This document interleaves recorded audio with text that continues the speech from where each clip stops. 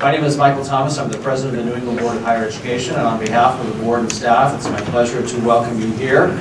We're delighted to be here with our kind hosts and partners, RSM, and I want to say a special thanks in particular to Dan Bennett, from whom you'll hear in just one moment. Dan is a partner here with RSM, and we've had the opportunity, I think, of what now has become an annual gathering to collaborate on a meeting of this type, and we appreciate the kindness and hospitality of RSM and the opportunity to work together. And I certainly want to thank, also recognize Becky Waddell of his staff. Also want to thank and recognize from our staff Marla Fippen, who I think you saw at the front desk, and Darren Fulweiler, who's here as well. And maybe you could just join me in thanking everyone for their efforts in organizing today's program.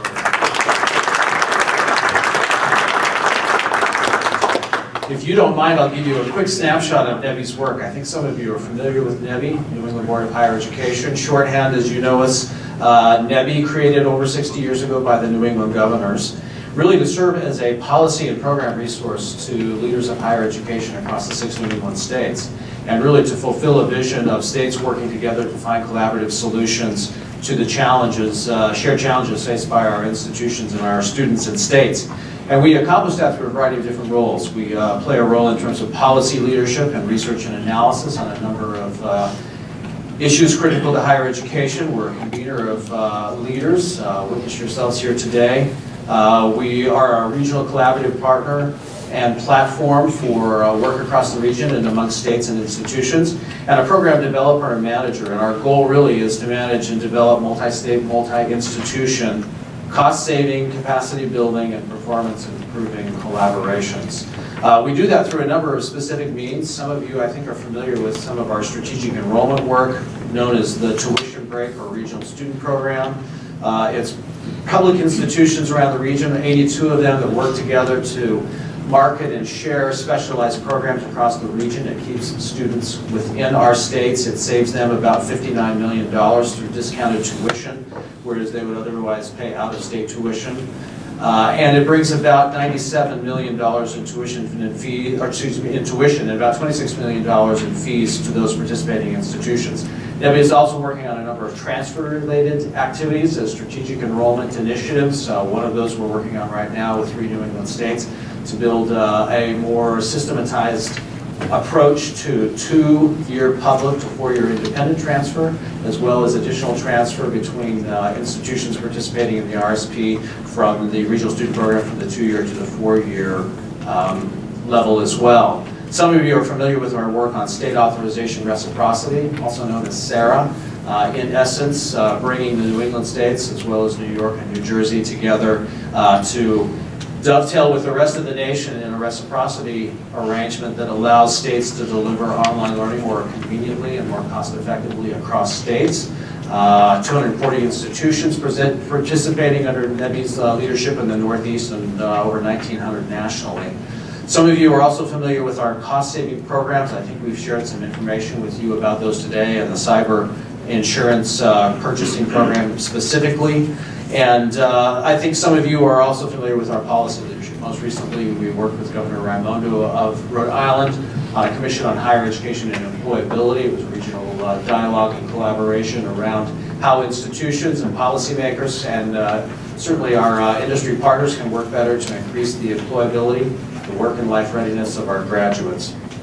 And then obviously our convenings, as is evident here today. I would just quickly note that recently the NEBHE board in its strategic activities came together to develop 4 additional policy priorities on which we'll be focusing in the coming months. And those include enhancing and expanding post-secondary opportunities for adult learners, certainly a theme I'm sure that will be heard today, given the important conversation we'll have around strategic growth strategies.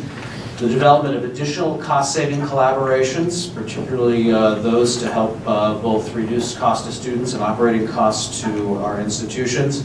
Expanding our pre-K to 16 and higher education alignment. And then lastly, also efforts to really better articulate and share the public value of post-secondary education with key decision makers and stakeholders around the region, particularly at a time where certainly we face a number of different dynamics in terms of public opinion and perception around the higher education and the importance and value of post-secondary education.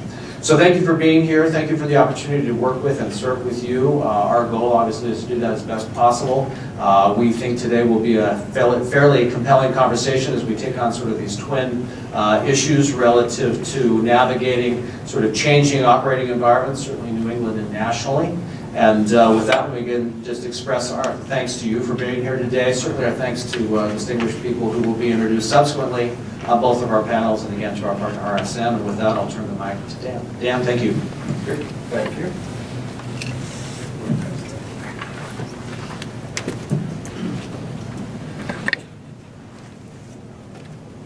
Good morning, everybody. Can you hear me fine? Well, thank you very much on behalf of my partners. Welcome you to our offices here at RSM. For those of you who don't know RSM, we are the 5th largest professional services firm in the country. We're also the 5th largest professional services firm in the city. So we have 750 plus people here under the roof at 80 City Square, and about 10,000 nationally. Higher education is one of our practice areas. I actually lead the higher education practice for the Northeast region, which actually extends all the way down to Philadelphia. Michelle DeVito in the back actually heads up our higher education practice here in the Boston office, and she's joined by Cassie Keithan, who's one of our sort of experts in the higher ed space. Logistics, I'm not sure how many people have been in our office before, but the restrooms are just down around the corner here, or if you came in through the lunch area back to the front desk, just off the side there, that's where the restrooms are.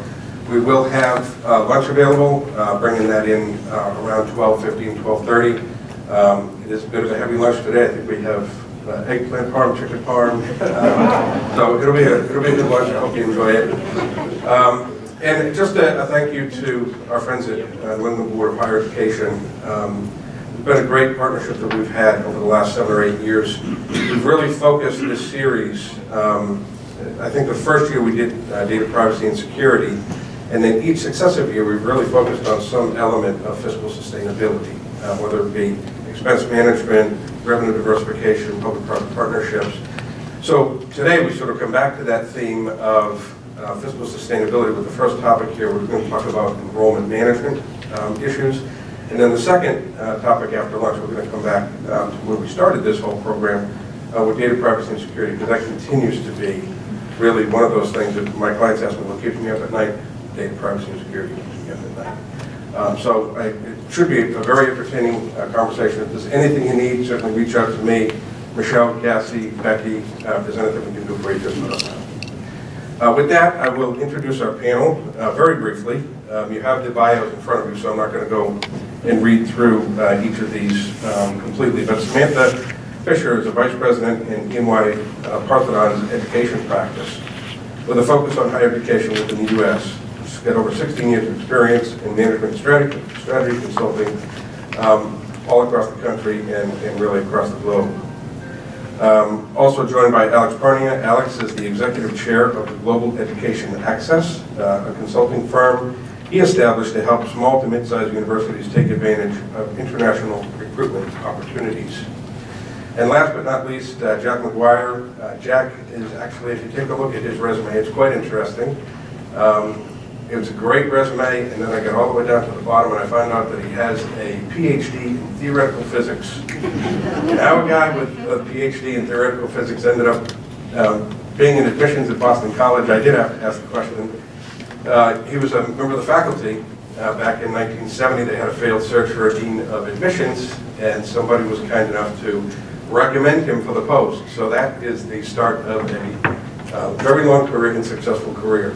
But he also did acknowledge that he is responsible for taking credit for the Miami Miracle, because he was responsible for recruiting both Doug Flutie and Gerard Fraley. So with that, I'll turn it over to our esteemed committee to kick things off.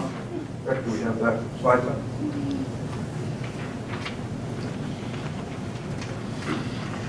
Great. Thank you so much. It's a pleasure to be here today and to see all of you.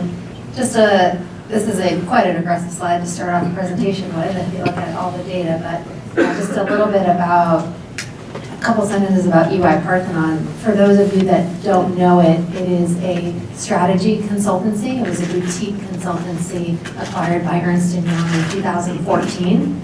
And we have a heavy focus on higher education, and specifically strategy consulting within higher education.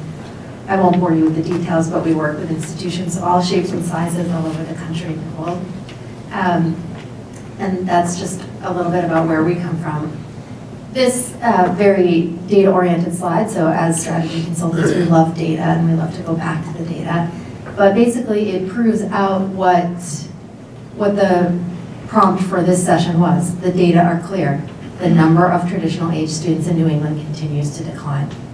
And you can see the blue up in vertical bar there that says the Great Recession birth rate dip. So that's really what's coming our way for the whole nation, but more pronounced in the Northeast. So around 2026, 27, 28, you'll start to see graduates of high school falling off precipitously as the people that weren't born in the Great Recession start to not graduate high school. So that is absolutely something that is coming our way. However, the picture doesn't look quite as bad when you look at the enrollment projection.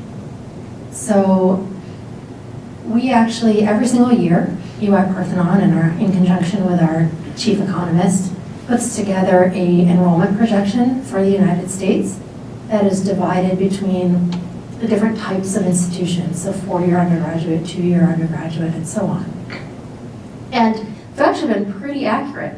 So for the many years that we've been doing this, we're off by about 100 basis points in any given year is the most that we've been off. So far this has been pretty accurate. And what we're projecting here is that enrollment will remain fairly flat, and then at some point, this never-ending non-recession can't continue. So our economist predicts that there will be one. And higher education generally tends to be a bit counter-cyclical, right? So when there's a recession, we tend to see more people going back to school. And we know those are not traditional age students, but they are other people, adults and others, who are interested in going back to school in different kinds of configurations. And so that will allow for enrollment to start to increase a little bit. However, a recently cited statistic from an Inside Higher Ed survey of chief business officers mentioned that 72% of chief business officers are counting on enrollment increases in order to help with a shortfall in a financial situation at their institution. While the overall population for higher education is not as bad as the traditional age student outlook looks like, it certainly doesn't seem like 72% of the institutions can rely on increases in enrollment moving forward. So what can institutions do? So we have put this into sort of 2x2 because we're strategy consultants and we love 2x2s. So there's things that people can do on the bottom, right? You could do it either standalone or in partnership. And those changes can be either incremental or they can be transformative. So A, that's the standalone incremental. That's the sort of smallest thing that an institution can start to look at. So what are those kinds of things? So those can include cutting costs or enrollment strategies, things that you're probably already trying to do today or have done in the past. And doing those right and doing them better and continuing to innovate on those in the modern, to address the modern world and what the needs of the modern students will definitely help in incremental ways, and you can do that yourself. B are other things that you can do yourself, which are more highly transformative standalone strategies. So these would be more innovative delivery model innovations. So for example, you could look at an aggressive play in online. So think about what UMass is doing, whether it's UMass Online or what someone like Simmons had done on the private side when it launched a massive online program that gave it over $45 million in revenue. Right? So that is a curricular innovation that's a little bit more transformative. Or you could have program and curricular innovation that you could do by yourself. But this doesn't happen to everyone. It's not not everyone has an opportunity for this, right? So for example, Regis, when they went co-ed, that's not something that everyone can do because not everyone's single sex and you can really only do it once, right? So there's definitely options out there, and they could be unique to your institution, but there are some transformative things that institutions can definitely do. C would be incremental things that can be done in partnership. So those could include some kind of public-private partnerships, so financing a dorm, for example. And it could also include shared services agreements that are done across institutions, which could be helpful, certainly. And some of the more lastly, D, some of the more highly transformative partnership strategies include things like consortia, so TCS, consortium, and joining something like that would be very transformative, as would any kind of strategic affiliation or M&A, so things like what Wheelock did or what Purdue did with acquiring Kaplan, or in 2015, NCPHS's acquisition of an acupuncture school. All of those things are much more transformative. So, since not everybody can go co-ed if you're not single sex, how do you know what you can do, what strategy you should undertake? Well, in our experience, a lot of what that is based on your access to a couple of things. So, for A, a lot of it has to do with access to capital, right? So for A, it's best suited for colleges that are under not a lot of pressure, and they have access to capital, right? So you have a runway to work with in order to see forth the benefits from those incremental changes. For B, it's best for colleges under significant pressure who need a transformative change and have access to capital to be able to do it on their own. And then partnership strategies are usually for institutions who don't have as much access to capital because the partnership allows you to have the resources that you might not be able to gain on your own. And again, incremental if you have a longer runway, transformative if you don't.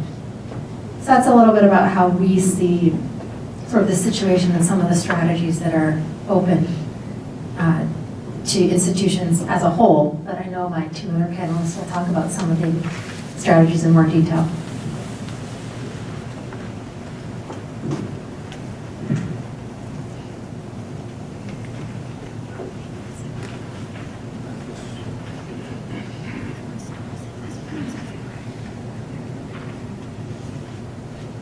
Good morning.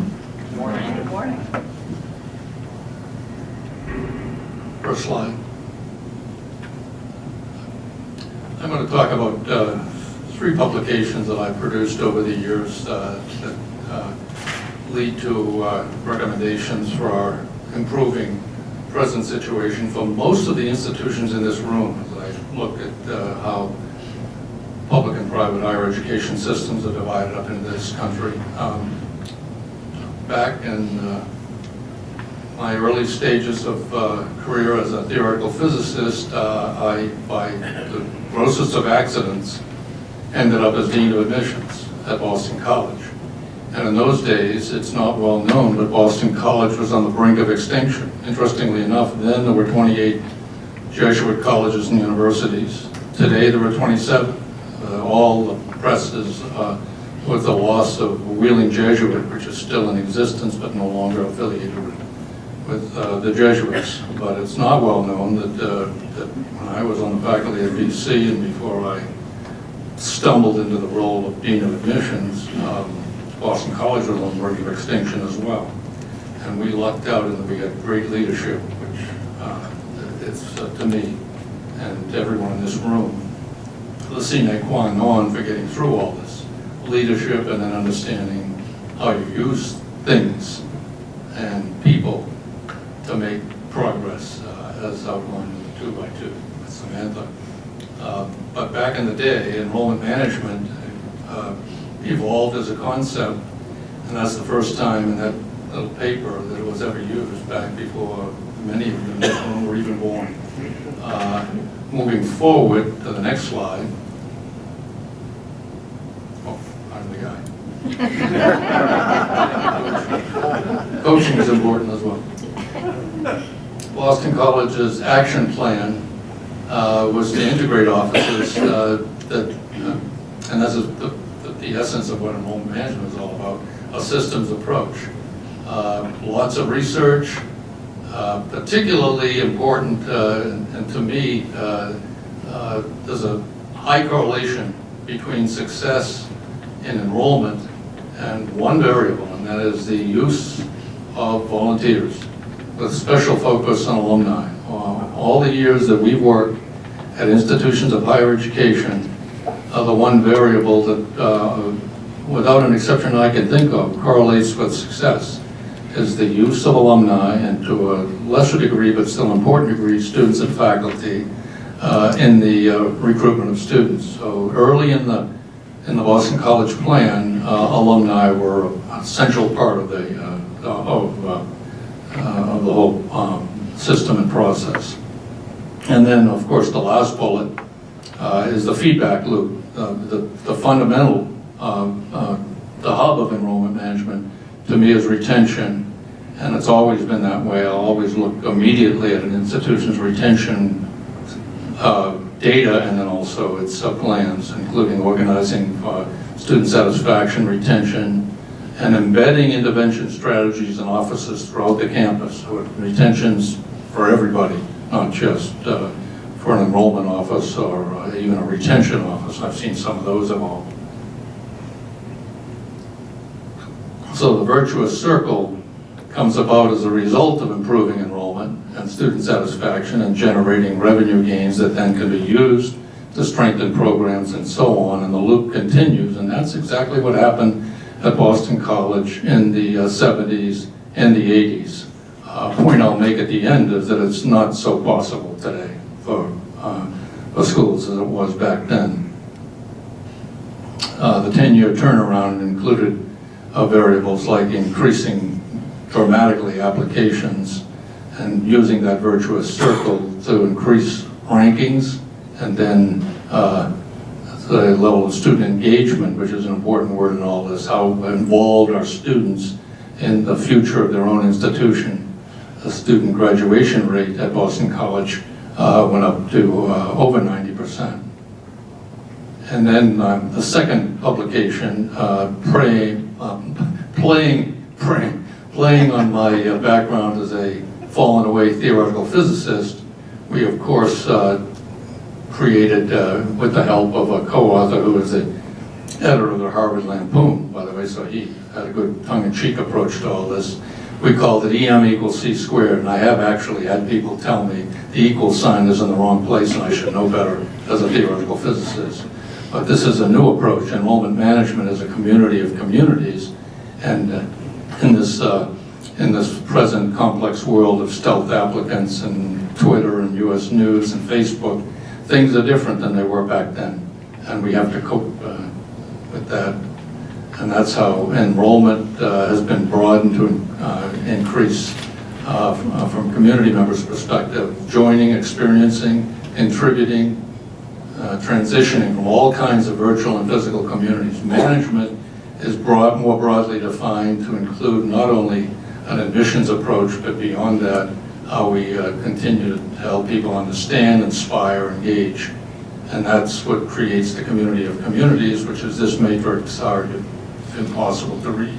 But two elements of the matrix are the upper left, fundamental, and that is what good and not so good admissions officers have engaged in over the years, and that's trying to understand why, how individuals select and join, and then, or do not. And then another approach, which relates to my comments about alumni, is how do people inspire members of the community to represent the school? The representing of a college or university is critical and that's where the alumni come in, to success. Third publication, and the one that I want to show a little bit of data on today, we can talk more about it in the discussion, is that lengthy op-ed piece I wrote, a commentary for Chronicle of Higher Education, had the title, "Have Not Colleges Need New Ways to Compete with the Rich Ones?" And point well made by Samantha. But the rich colleges and universities will have no problem. What we hear today, and most of you aren't among the rich colleges, not a problem. Those schools, even those on the margin, like perhaps Hampshire College, but certainly not the Ivies and the NESCAC schools. That was a very provocative title, and embedded in that article, which I can share if anybody wants to see it, is a host of outrageous suggestions which turn out, from a financial point of view, to be, if not essential, important in terms of creative partnerships. I've had patented technology to collecting data from groups like this, which I was thinking of using today but decided not to.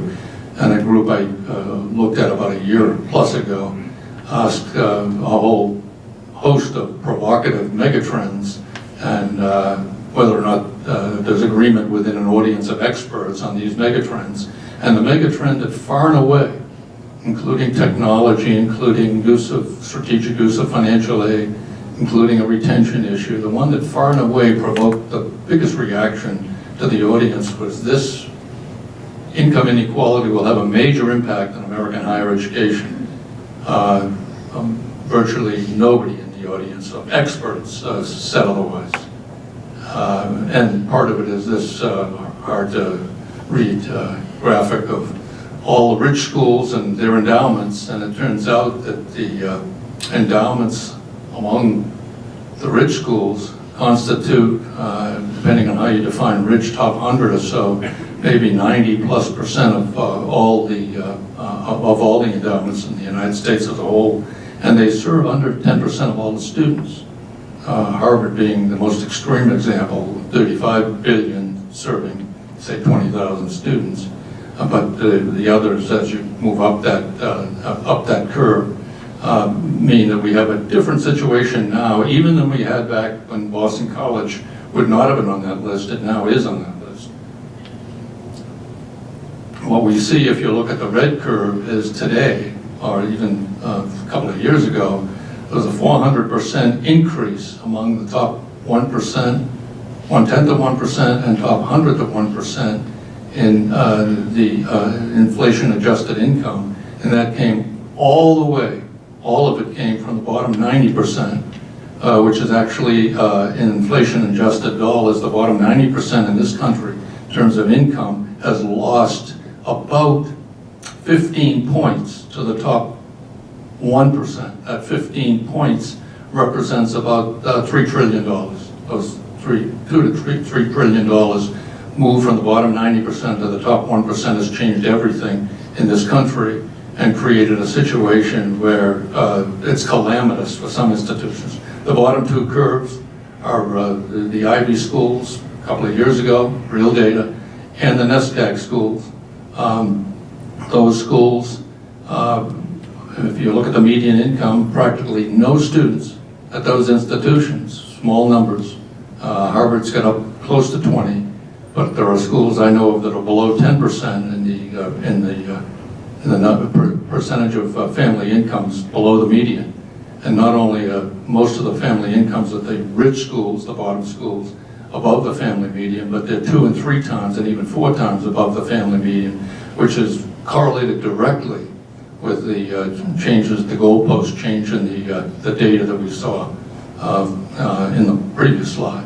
And on the other side, the top curve is well represented in this room today, the community colleges in this country, which serve over 70%, maybe close to 80% now, of their students below the median in income, and with in many cases waning resources. So those resources from the state and federal government in inflation-adjusted dollars are causing a huge burden in this country. There are some schools, the lighter blue curve represents schools like Pace and St. John's and DePaul, and BC in the old days, and BU and Northeastern in the old days, but those three schools in Boston have now dropped down closer to the orange curve, which is a fair representation of Harvard University these days.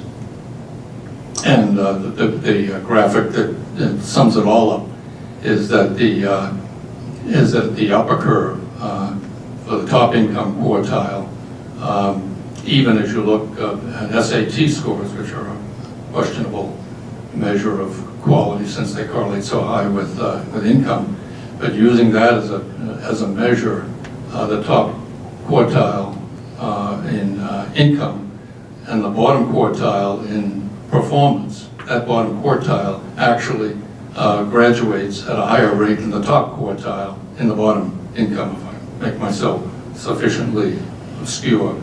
And the last curve is that there's one of my favorite cartoons.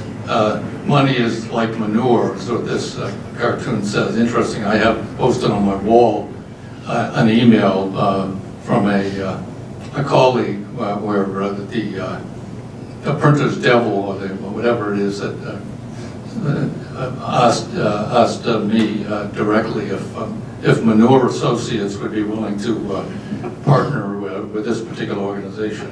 I somehow decided to say no to them. But anyway, you've got this seesaw where the four biggest hedge fund managers, and for those of you in this room who are hedge fund managers, my apologies, make more money than all the kindergarten teachers in this room in the country. 168,000 of them. Robert Reich put it another way. He said, "Call me old-fashioned, but I don't think one hedge fund manager is worth 20,000 teachers." My math says it's more like 50,000. So the big issue today for the schools, mainly represented in this room, the community colleges, the struggling small urban and suburban and rural four-year schools, is how to deal with the radical changes that have taken place in income transfer in this country over the years, and how it correlates in this country and compared with other countries like Finland around the world in the way we respect and develop people who teach our children, and then those children develop and score on international programs. It's an abysmal situation, and the schools that are most likely to be impacted by it are the ones I've just mentioned, not the NESCACs and the Ivies and now the new BC. And so my concern is how to develop strategies that will really work for schools that are on the brink, and those schools include places like Newbury and maybe even Hampshire, but also, of course, the places that have already went down, like Mount Ida. I'll leave it at that and hand it over. Wait, I think I have it. Can you hear me?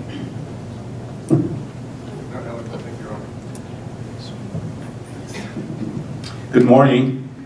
I'm delighted to be here today.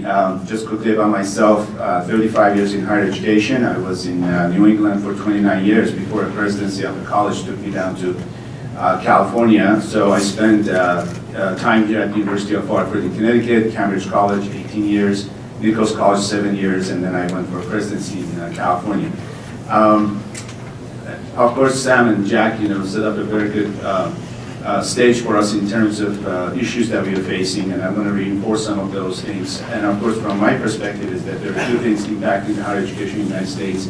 One is the drop in the graduate of high school students, and also affordability, because the price of education is going up drastically, and those are the factors that we are seeing impacting the enrollment.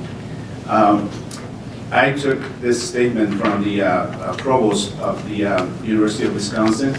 And the reason I'm sharing this, because for a long time, academicians or the faculty side always thought the Fed presidents and the CFOs are using scare tactic about telling them what's going on in higher education. But I think it's sinking in now with the academic side of leadership as well as faculty that we are really going through a major transition in the higher education. In terms of the drop in US birth rates, this just shows you that since 1987, how we have seen a drastic change in the birth rate. And quickly, we sometimes think that maybe the diversity might be a solution in terms of turning around this birth rate. But in fact, another chart shows you that this drop is across the board, and it's not just factored in with white population. Having said that, just quickly taking you through about the current state of higher education, the things that are impacting us quite a bit. Stiff competition. I think we have entered into a arms race among universities and colleges. And I experienced that when I was in Nichols College. When the parents were coming, I thought the first question will be how my kid's going to be educated. But they wanted to know how the housing going to be and what the food going to be. And in fact, we were offering all kind of chef services, you know, because I think the thing was that we're looking at the other colleges in the area. We were feeling that we have to bring about others. And of course, you have heard about Lazy River and all the other things that are going on in some of the universities and colleges. The tuitions keep going up, and it's making it much more difficult for middle class to afford the schools that we are accustomed to in terms of mid-sized to small liberal arts colleges. The disruptive forces, the introduction of the online, which has really brought about quite a bit of challenge. And of course, not every small college can bring about an online program because it costs a lot and the front investment is very difficult.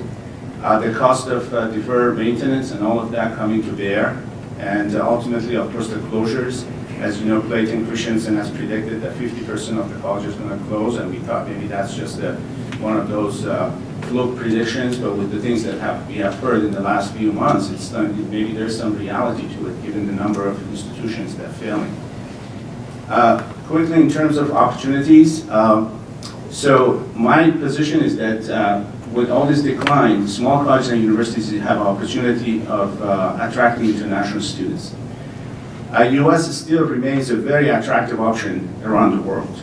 And many of these people around the world look at this country as an opportunity for them to come and be able to get the education and change their lives. So even with the competition from other countries like Canada, Australia, UK, U.S. still remains the #1 in terms of where the students want to go. If you do a survey, I have no doubt in my mind that we're going to see tremendous desire to come to this country rather than others. So with the international students, you will get the tuition revenue because they bring their own money, and the housing, they all come to stay on campus, most of them. Graduate students are a little different. They might find other options, but undergraduate. The sticker price, they're willing to pay the sticker price of the university.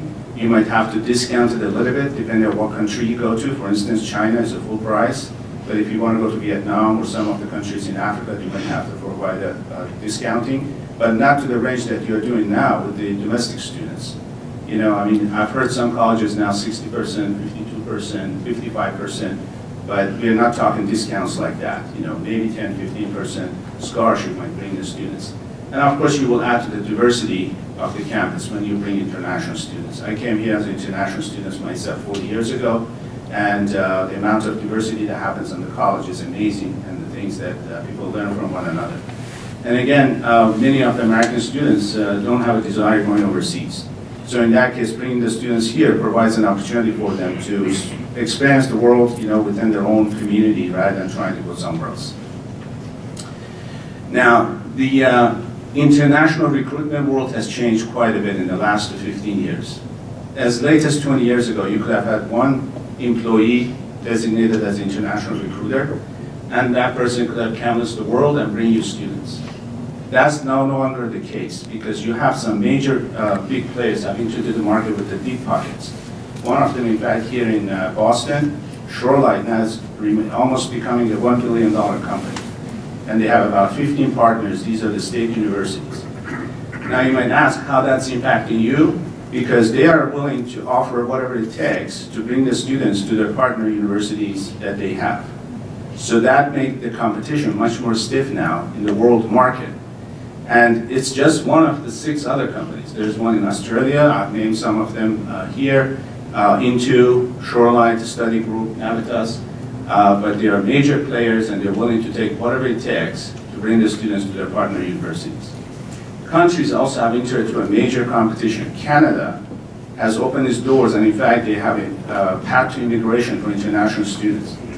That's the bad news, but the good news is that they are running out of space. I met one Board of Trustees member from one university, and he said they have 46% international students on their campus.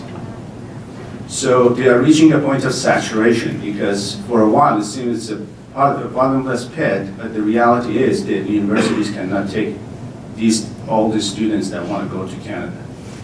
So there's also a quicksand phenomenon. You know, once you start recruiting or going to international market, you will quickly realize that it's now a vast world with a lot of competitors in the marketplace. So you have to sink in a lot of money. You can't believe it how many universities I've visited across the country that they have one or two recruiters and they're expecting to bring students, but they end up with maybe 10 or 15. And that's not going to change the equation for the revenue. Now, in terms of why do-it-yourself doesn't work, I have mentioned a few things: the steep upfront cost that you have to incur, expensive talent acquisition, because again, this market is becoming very tight. It will be very difficult for you to hire someone that is very talented, or if they will come with a big sticker price. Infrastructure requirements. I remember at the University of Hartford, when I was there, I was a faculty member. The president went overseas and brought 200 students from Malaysia. They arrived, of course, Malaysia is a Muslim country. There was no preparation. And one of the things Muslim students do, they go and wash their feet and hand before they pray. Where do you think they were going to do that? In the washrooms. And American students were up in arms because no preparation was done. And so students arrived, and of course, you know, staff jumped at it and they made changes, but it took a long time before we settled the campus to normal conditions. Campus preparation and development. Sometimes you think the faculty, it's easy to have students in class, but that's not the case. Many of them will be up in arms. So you need to prepare the campus.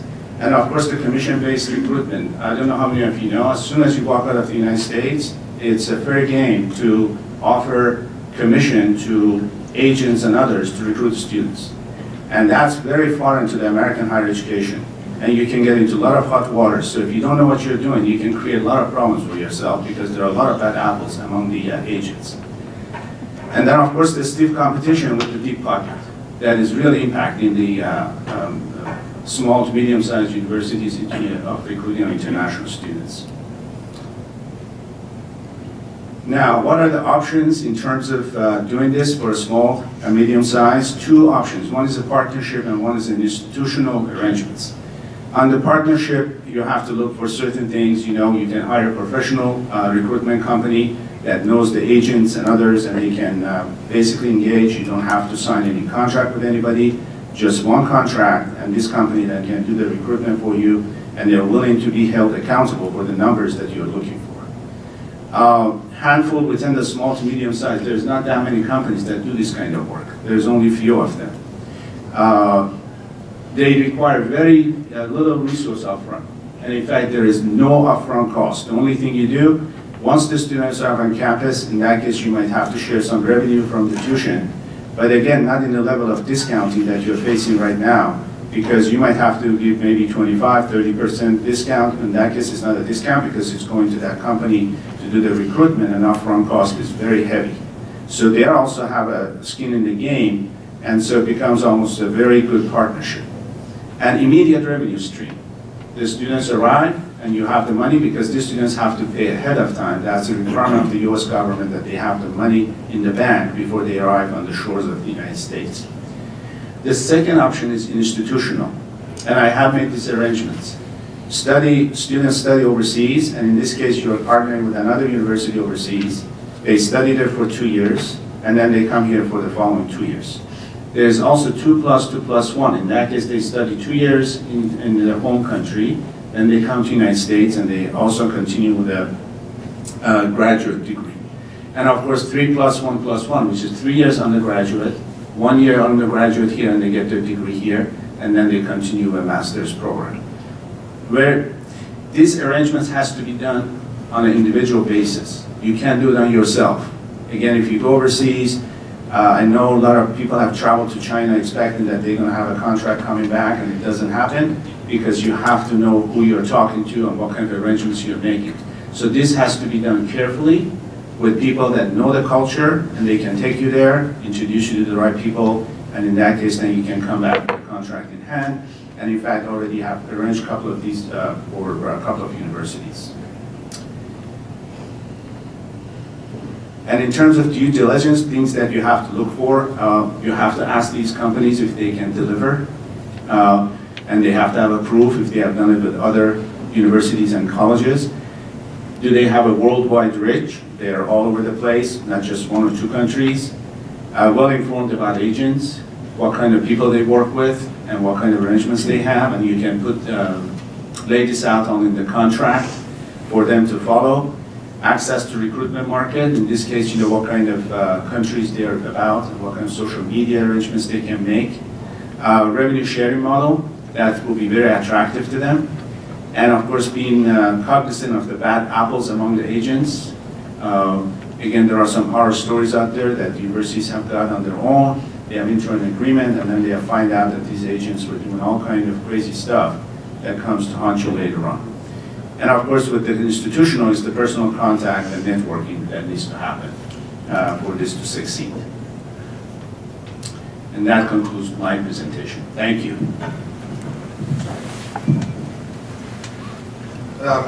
Thank you, everybody on the panel for sort of those opening remarks.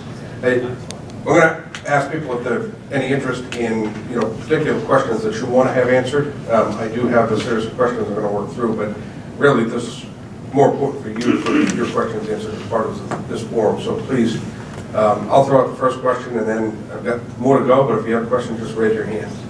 So the first question, so in addition to my role here at RSM, I also serve as the Finance Committee Chair and Treasurer for the Benjamin Franklin Institute of Technology here in Boston. So we're primarily associate degree school, primarily inner city first generation kids, and what we provide are skills that people can get out quickly for short money and go out and get good paying jobs in the marketplace, whether it be HVAC, automotive technology, opticianry. It's a great model, but we struggle, our sort of struggle every year is how many kids do we have, and can we meet our budget number? So as it relates to enrollment strategies, what are things that are working in this marketplace? The competition in New England is probably as good, if not greater, than any place else in the country. So what is working and what isn't working in this marketplace today?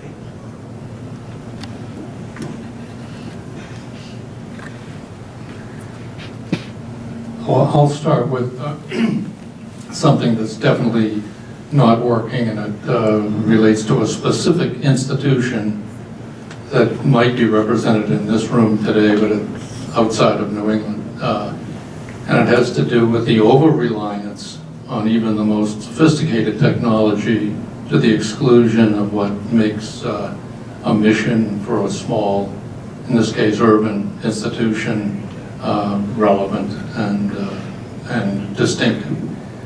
This particular institution completely sacked its one-to-one, face-to-face contact. It dropped all high school visits in secondary and tertiary markets, even some in primary markets. It bought over 100,000 names, and it's a relatively small institution.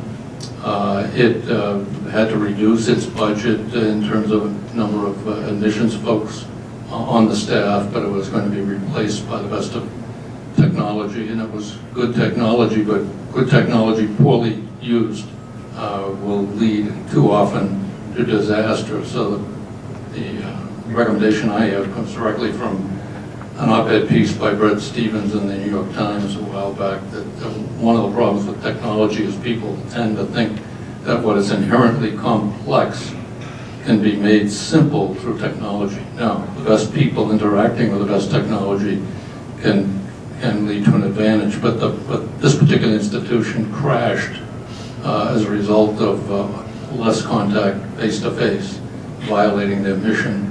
And so my first, what didn't work is what could work, and it has to do with the the best of technology, but technology is only as good as the people who are actually using it.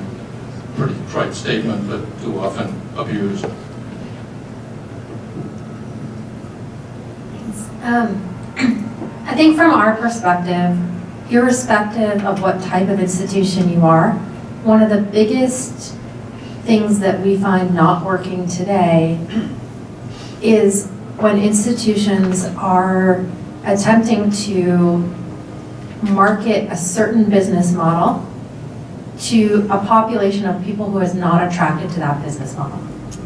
And that presents itself in a lot of different forms. So if your institution needs to focus on and wants to focus on students who have a lot of needs, who require a lot of handholding, who may not have a lot of financial resources, who need to work during the day, who have family obligations, and a variety of other complications in their life, and you take a traditional undergraduate model, classes offered from 10 to 3 p.m. during the week, in person, full-time only, then it's not, your students aren't gonna, that population of students is not going to be attracted to that business model, right?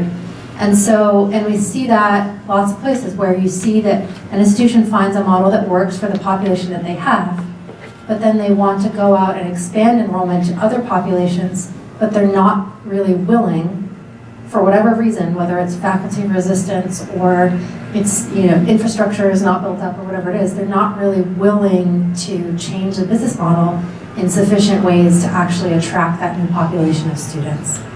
And I think that is one of the biggest reasons today why some institutions aren't seeing the success that they'd like to see, even after many years of trying and investing and lots of conversation. If you don't hit on the business model for the target that you're going for, then you often don't see it fly. And obviously the converse is true. So institutions who have been very successful have adapted well to the new population that they're targeting and have seen results. From my perspective, I don't think we do enough data mining, and I'm doing some consulting with a college in upstate New York. So it's a community college. I arrived there and I was looking at their numbers. Their conversion rate from application to enroll was about 26-27%. And that puzzled me because I've done a benchmark around the country was 45%. So I kept asking why, and nobody knew. And finally, I had the institutional research person to pull the information, and we divided up the numbers between the traditional high school kids and the non-traditional. And we realized that in fact, on the traditional, college converts at 45% compared to the rest of the country. It was the non-traditional that was converting at 26% or 25%. And the reason is because college has missed the boat, with the adult students. Now they're trying to capture that, and that's why I'm there helping them out. But the reality is they have to make a lot of adjustments and changes, but they didn't realize that in fact they need to make some changes. For instance, as Sam was talking about, offering classes at night on the weekends. And so they have started moving in that direction. I'm very encouraged that in fact faculty and the academic leadership has come up with some new programs that Sam was saying about how you can change the culture of the institution with some of these new programs. So I think we do data mining, we're going to see that there's a quite a bit of opportunity there. But we need the numbers and evidence to then be able to discuss it among ourselves and figure out what's the best way to do it. And I guess just a follow-on to that question. So what do you see in terms of the pluses and the minuses, people are doing things well, not doing well, as it relates to adult learners, as it relates to veterans? You see a lot of college universities trying to take that strategy, but I think what I'm hearing is you can change the strategy, but if you don't change the model, then you have a disconnect and everything's out of alignment. So you don't see that success. And I know you've had some very specific experiences where you've had some tremendous success in enrollment gains. Maybe I can start. I arrived at Cambridge College as a faculty member. At that time, the college had only 200 students. And in 2000, we had about 1,700 students. At that time, I became the VP for marketing and enrollment. And as you know, Boston market is very cluttered market, very competitive market. but we branded the institution as the college that can really cater to adults. And it wasn't just the word, it did.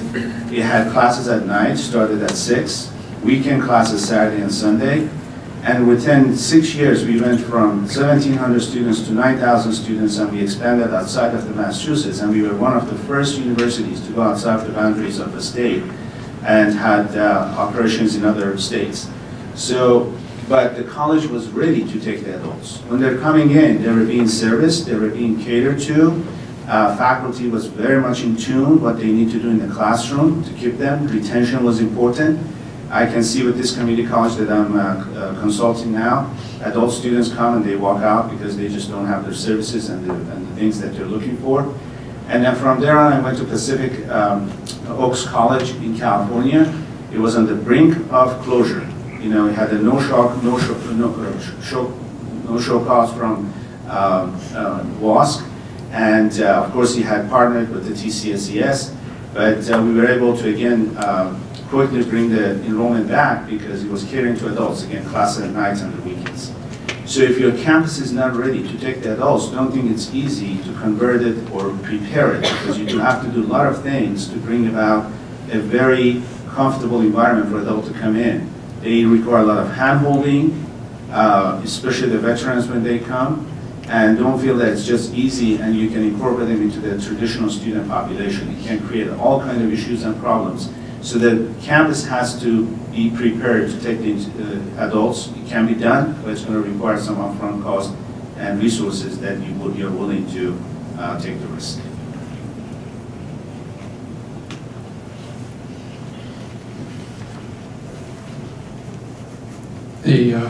I'm interested in how often it is that when a crisis hits an institution and it looks like it might close, marshaling of creative resources begins.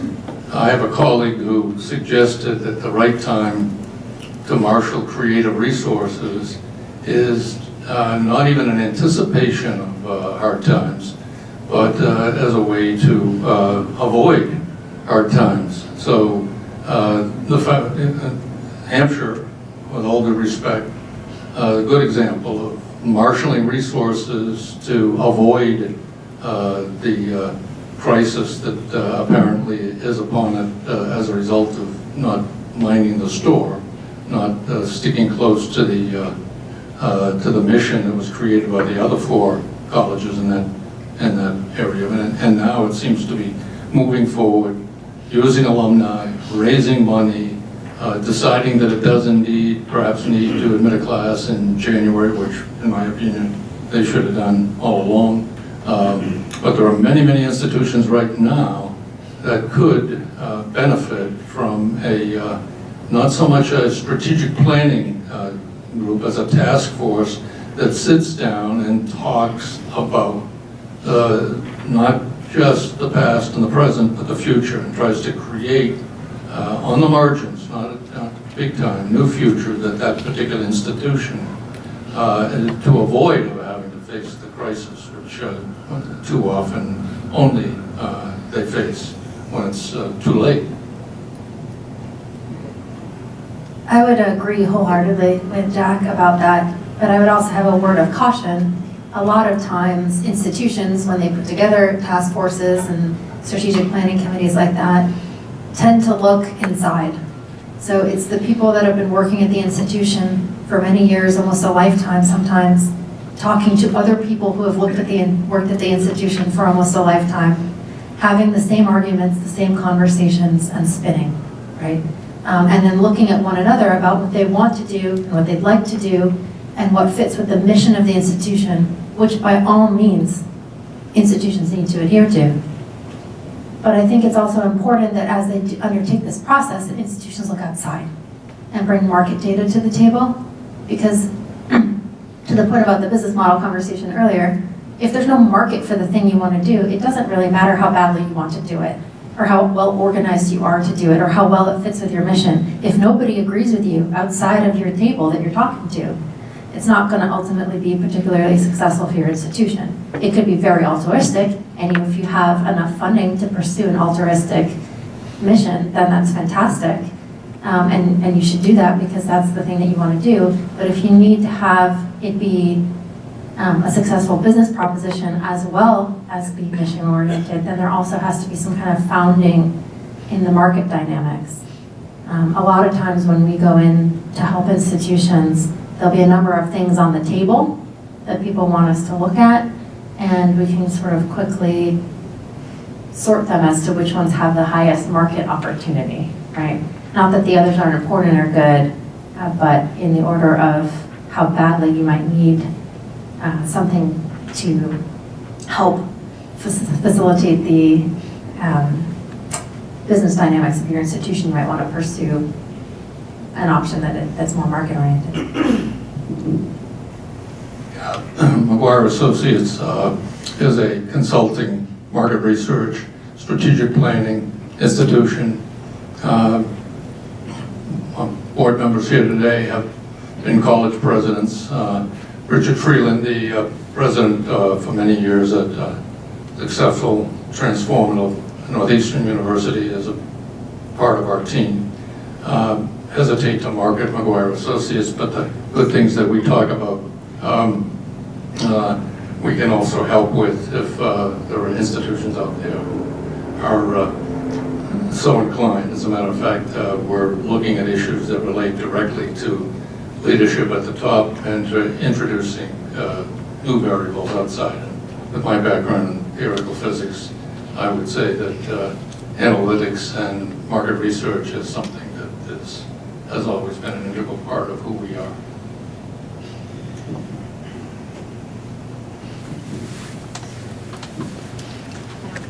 I don't know that I need the microphone, but Gretchen Manning from the Massachusetts Community Colleges. This question is for Samantha. Can you talk a little bit more about the variance between Parthenon's prediction of the flat enrollments, even though the birth rates are decreasing? Is it more than just the swing in the economy? Maybe there's less in terms of the birth rate, but are more of them going to college? But just a little bit in terms of the variance between those that might give us some clues. Absolutely. That's a great point. A great point. So the majority of college students out there aren't actually the traditional age students, right? So I think a large portion of the initial population of college age students is not that population to begin with, though it could be a very high portion of any individual school's population, certainly. We look at a number of factors that are that contribute to enrollment projections. The biggest one is the state of the economy. So based on the state of the economy, particularly non-traditional students choose to go to school or they don't go to school. We look at a number of other different things. The birth rate is one of them, certainly. And we also look at, we factor in international students. So the flows of international students coming in and out is another big one. And we have, I think there's about 16 different factors that we look at. They're all macroeconomic factors that we have correlated to the enrollment. And over time, we've sort of adjusted the coefficients to those to be pretty exact. Are there other questions?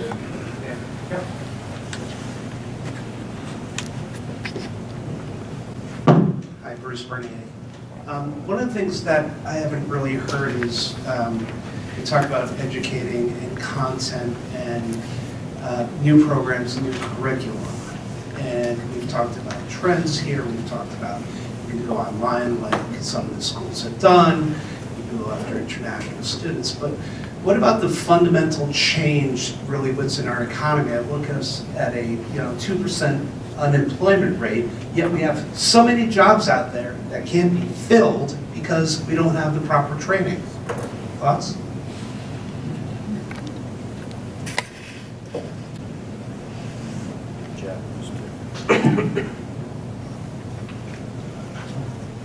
Well, having been On the development side of curriculum and all that, when I was a dean and all that, you're absolutely right. We need to look at new ways of not only delivery, but rather than content. But that takes kind of a scanning from the environment, talking to companies and corporations, see what the needs are, and then coming back inside. But as you know, one of the biggest challenges we have, and I have been puzzled about this, we always bring the students in and we want to turn them into change agents, but when it comes to change within the academia, we are the last one that want to change. So that's the challenge. How do we convince the faculty that given the rapid pace of change in the industries and different companies and corporations, that we need to do developments, and of course that has to happen from academic side. And I don't think we have enough leverage right now to be able to have faculty or the departments to create the programs that the industry demands. But we're certainly going to see that, at some point that, and of course, I was in Connecticut at that time at the University of Hartford. Aetna, a corporation back then, put $40 million to create an institute because they thought that they're not getting students that coming out of the universities prepared to do what they wanted them to do. So they put this big institute next to Aetna corporations in Hartford, and Betty Foster became the president, and they had a massive operation.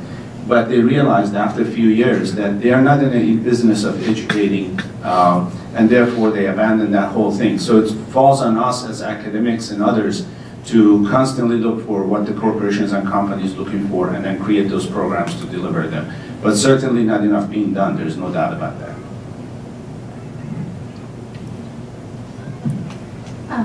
A couple of points on that. I mean, certainly one trend that we see from a partnership perspective is the involvement of industry in the creation of new programs, such as that Aetna example.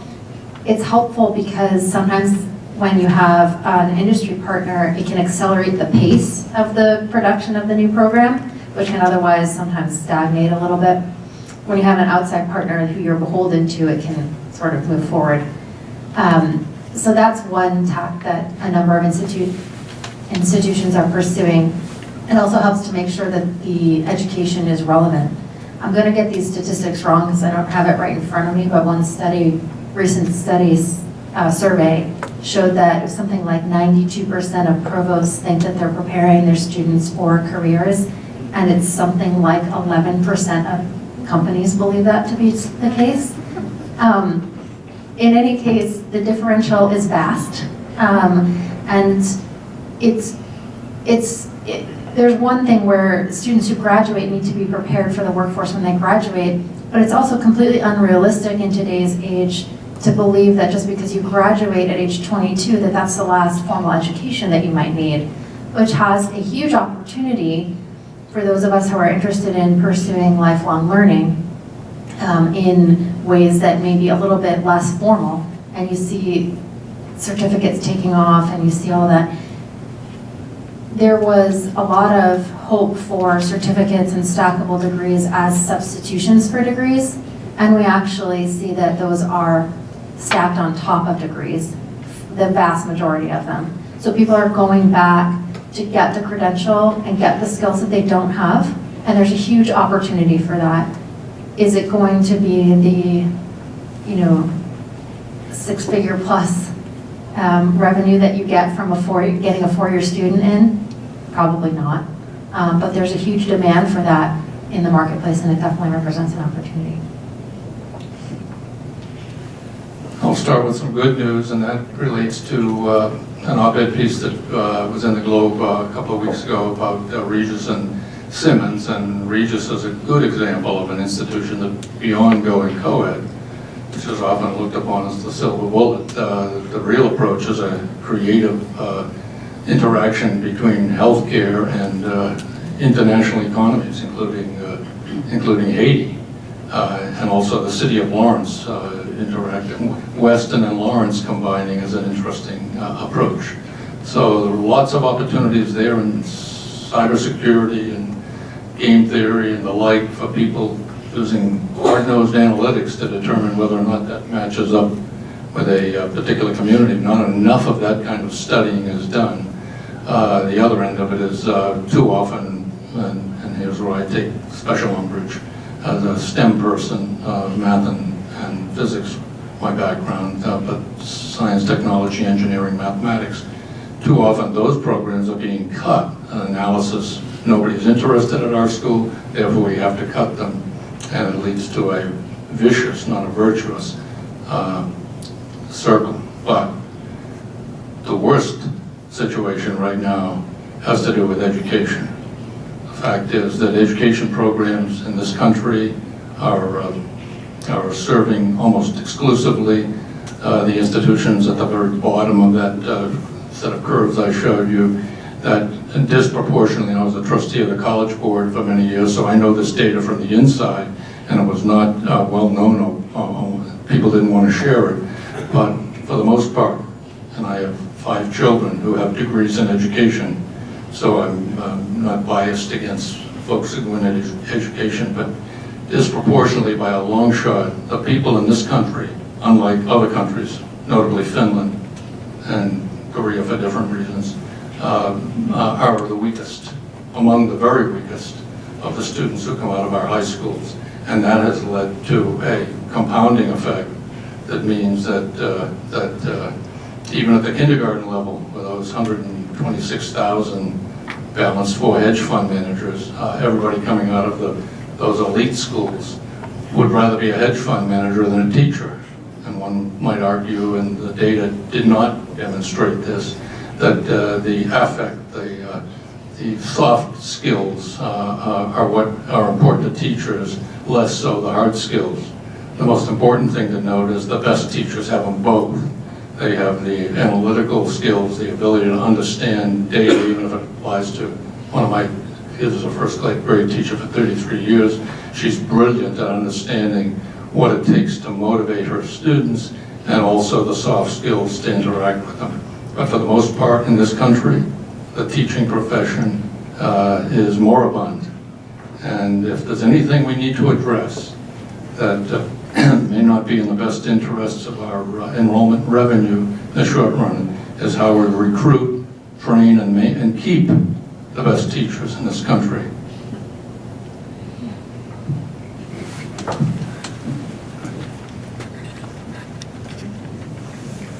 Hi, Roy Schiaffoletti, and I've got a lot of questions, but I'm going to focus on one.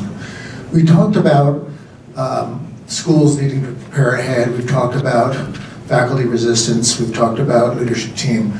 But can you talk about the role that boards really need to start playing in terms of being proactive, boards taking a suitable role in engagement in terms of their understanding of what's going on? I've read some things where board members were in the dark about what's happening. What's happening at the board level, and what do you see changes that might need to happen? Don't mean to dominate this discussion, but I've served on 6 boards. I was on the Board of Trustees of the College Board, Board of Trustees of an international campus of Boston College, school committee chairman when I was way too young, back 50 years ago, 49 years ago, and also a board member on one institution represented by a friend present in this room, and also I'm a trustee with another Michael Thomas at an institution in New Hampshire. And the most important thing that the board has to do is to select and support the right people and make sure they study hard so they can ask the right questions, and only when they're asked do they give answers. I've seen boards go too far in the direction of micromanaging when it's not their job, and I've seen some situations where presidents try deliberately, bad leadership, to keep their boards in the dark, and as a result there's all kinds of tension and bad things get worse.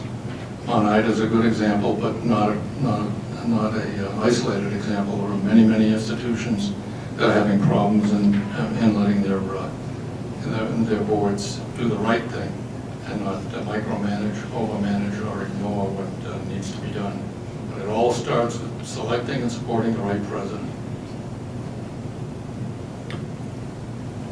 So I would agree with all of that, certainly, and I don't have the experience being on boards, but the majority of our clients are involved groups, at least including board members, and we see a lot of the issues that can come up And I think from our experience and something we did quite recently,